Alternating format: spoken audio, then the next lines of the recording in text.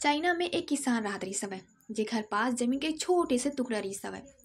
गांव के अउ बाकी किसान के जैसे ये किसान भी धान गेहूं के फसल बोवत रही हवय अउ अपन जीवन यापन करत रही हवय। ओकर दैनिक स्थिति थोड़ा से खराब चलत रही हवय। त एक दिन किसान ला बमुट्री के बारे में पता चलिस। साथ में ये भी पता चलिस कि अगर एकर खेती कोई करही तो वो धनवान बन जाही। कुछ अलग करे के जुनून में किसान ह बीज ला लेके लाथे अउ अपन खेत में बो देथे। बाकी अउ किसान मन ओला मना करथे, लेकिन फिर भी ओकर बात नहीं सुने, वो लाके अपन खेत में लगा देथे।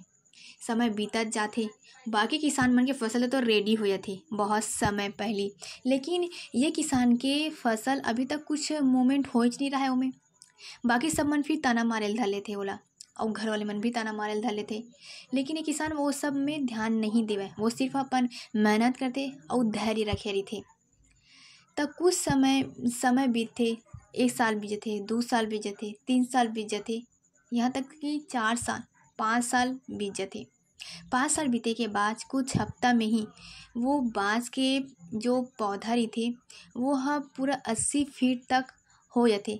तब वो किसान ला बहुत खुशी हो जाथे, ओखर मेहनत रंग लाथे। किसान और बाकी किसान मन के मुंह तो बंद हो जाथे।